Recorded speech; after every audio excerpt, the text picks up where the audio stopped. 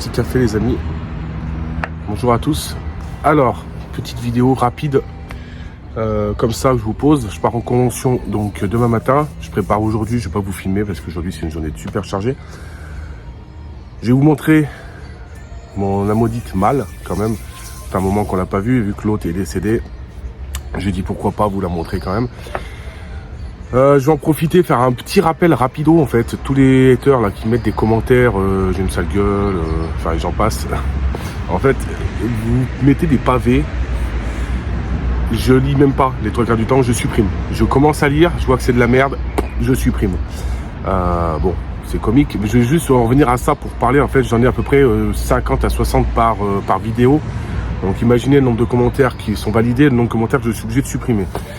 Tout ça pour dire que le dernier commentaire sur la vidéo que j'ai mis quand j'ai parlé de ma vipère Amodite qui était morte, une personne est venue mettre un commentaire, mais ça m'a fait rire, j'ai dit il faut que j'en parle quand même. Et je vous mettrai une petite séquence vidéo en me disant oui, c'est une honte, vos animaux sont enfermés dans des terrariums, ils seraient bien mieux dans la nature, faut les laisser les animaux en liberté. Je vais voir le profil de cette personne. En fait, cette personne est fan de chats. Donc je vais vous montrer les dégâts que les chats font. On fait une petite vidéo courte pour vous rappeler qu'en fait les chats n'ont rien à foutre dehors et que la biodiversité et la faune française est prioritaire sur les chats, parce que les chats n'ont rien à faire dans la nature. Je tiens à le préciser, c'est un gros débat, je ne vais pas partir dessus, mais voilà, pour vous faire une base. J'adore les chats, hein, bien entendu, mais quand ils sont chez eux ou dans un enclos. Donc voilà le petit morceau de vidéo, je vous le passe et je vous reprends juste derrière.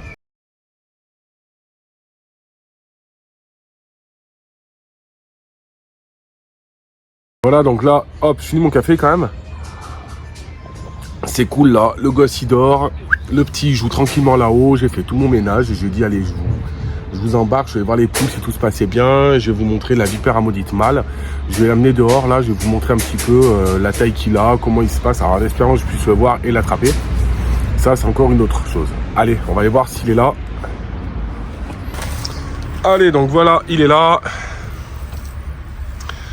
Je vais vous l'amener pour vous le montrer, j'espère que vous le verrez bien.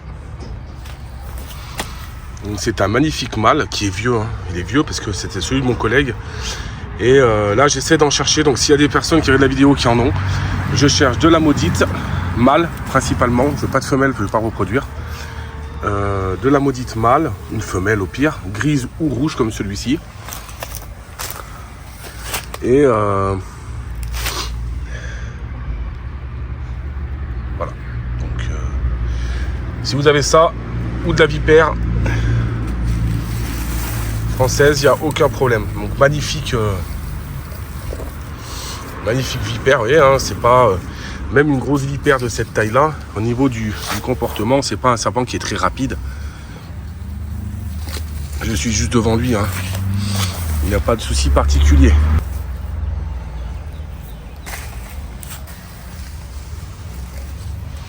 On voit qu'il est au crochet, on déstabilise un peu, vous voyez, il reste sur le crochet, il n'y a pas de soucis particuliers. Faites attention qu'il ne remonte pas. Pour vous le montrer de près.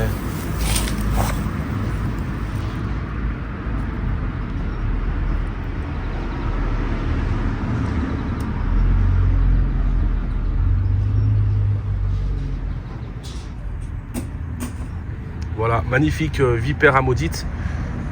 Là, je ne peux pas vous faire un plus joli plan que ça.